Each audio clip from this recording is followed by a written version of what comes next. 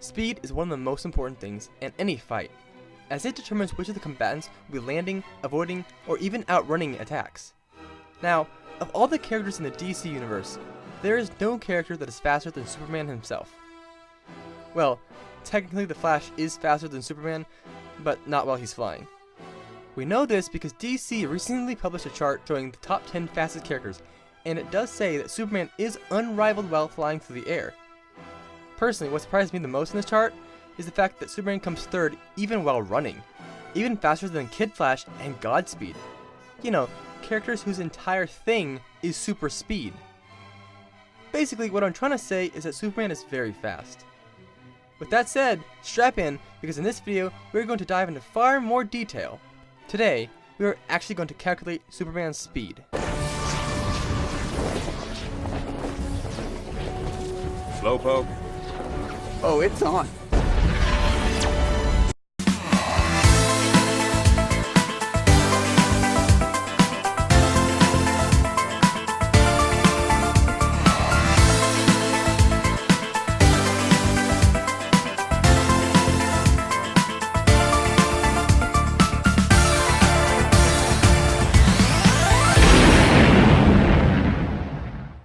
Hello Internet. Your savior is here! Jojo here, and welcome to Idea Shock, where we have the third part of our series about Superman.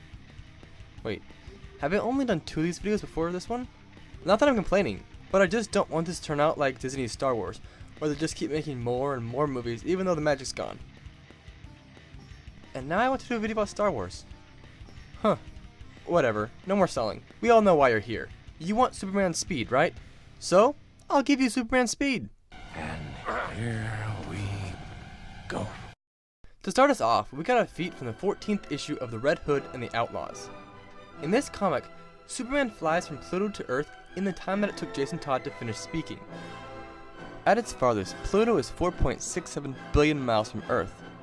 But, at its closest, it's only 2.66 billion miles away. Averaging these two numbers gives us a total distance of 39 astronomical units. An astronomical unit is the exact distance between the Earth and the Sun, or roughly about 92 million miles. So, now that we know the distance that Superman flew, the next thing we need to know is the time that it took him to do it. For that, we will use the time that it took for Jason Todd to say all of this. The average person will speak between 120 and 150 words per second in a conversation. In this panel, Jason Todd spoke 158 words. Now, assuming that he was speaking relatively quickly, or at about 120 words per minute, we can find Superman's flight time to be about 1.05 minutes, or roughly 63 seconds.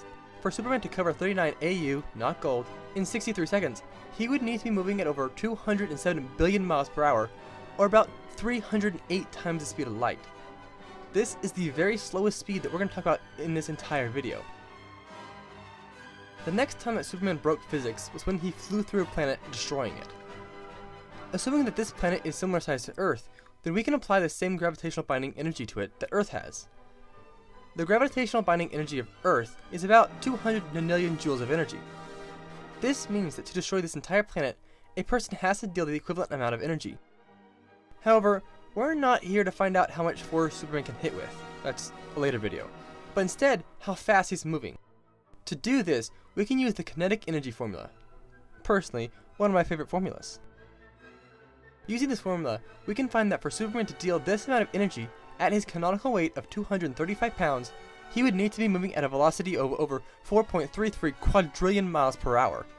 This is over 6.1 million times the speed of light. And this is not even close to his fastest speed ever possible. Now, I'm sure that many of you are waiting for me to mention the famous time that Superman flew from the star Vega to Earth. Vega is the brightest star in the Lyra constellation and resides 25.05 light years from Earth. Counting all the words that are written on each individual panel of the comic that this came from, and applying the average narration voice speed of about 150 words per minute, we can find that from the time that Jimmy Olsen pressed his watch to signal Superman to the moment that Superman arrived is almost exactly 1 minute. Now, for the sake of argument, let's double this time to account for, dramatic pauses. Accounting for these dramatic pauses, we find that Superman's flight time was over 111 seconds. Now, assuming that the signal from Jimmy's watch reached Superman instantly, which we know it didn't, we can find that Superman would have to have covered 25 light years in 1 minute and 51 seconds. This would mean that Superman would need to be flying at over 7.1 million times the speed of light. And this is very, very conservative, as it's not even accounting for time dilation, which would make Superman appear to be much faster.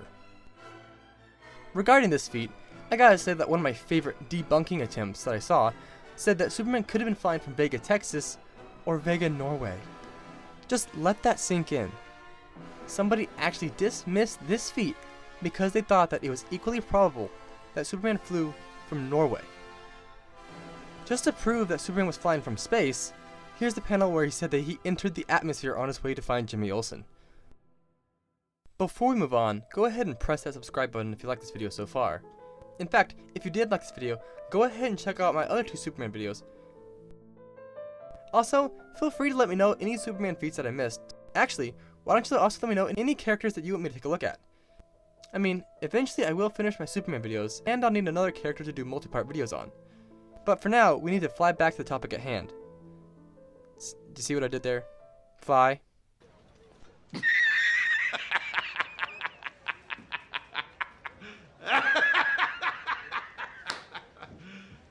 You serious?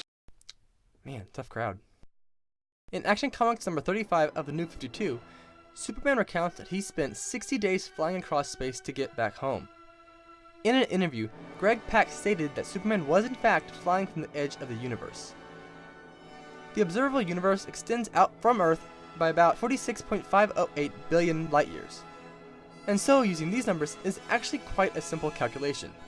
Superman traveled 46.508 billion light years in 60 days, or 1,440 hours. Using these variables gives us a result of 190 quintillion miles per hour, or 283 billion times the speed of light. However, this is just the observable universe. The actual size of the universe is theorized to be 106 trillion times greater than what we can see. Applying that to the calculation, and we find that post-Flashpoint New 52 Superman can reach speeds of 40.806 undecillion times the speed of light. Now, as you might have guessed, I'm a man of simple taste. When I see a character that can move thousands times faster than the speed of light, or in this case, million times faster, I just want to know how much power they would produce if they face-planted into a wall. Using the kinetic energy formula and Superman's canonical weight of 235 pounds, we can find that if Superman was to run into something at this speed, he would generate over 1.773 quinvigintillion joules of energy. This is equivalent to 17 decillion supernovas, or 443 million times the energy required to destroy our own universe.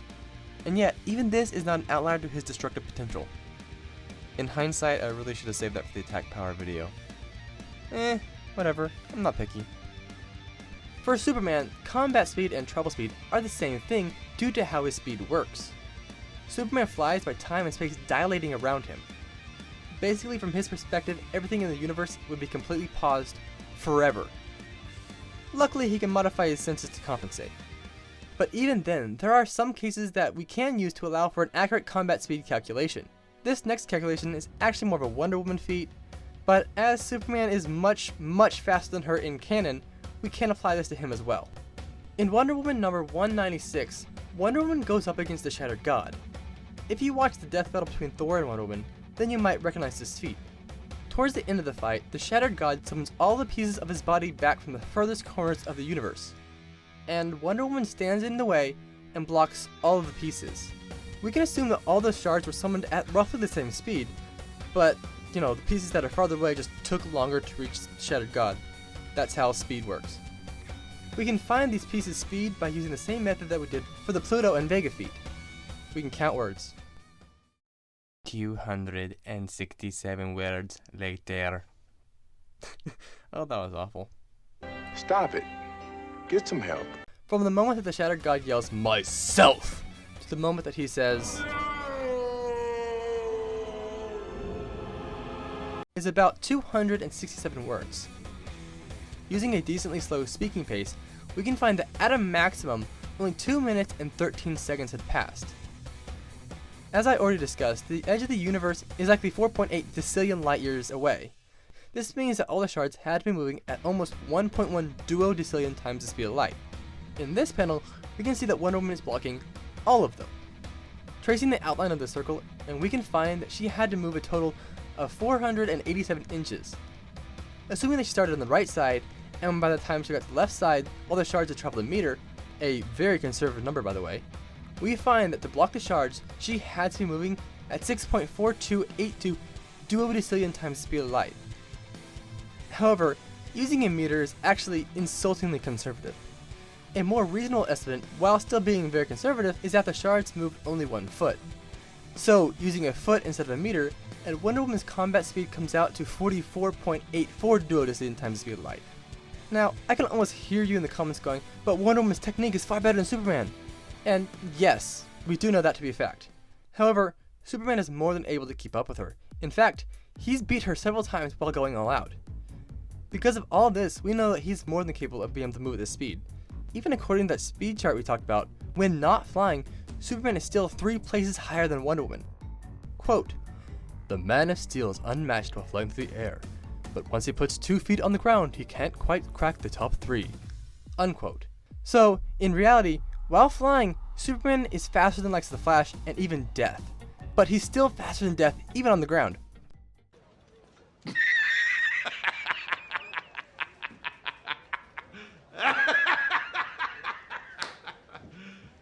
You serious? You know guys, my brain is about to explode. And if you guys are anything like me, then your brain is probably in danger as well. So, for the sake of safety, I'm gonna end the video here.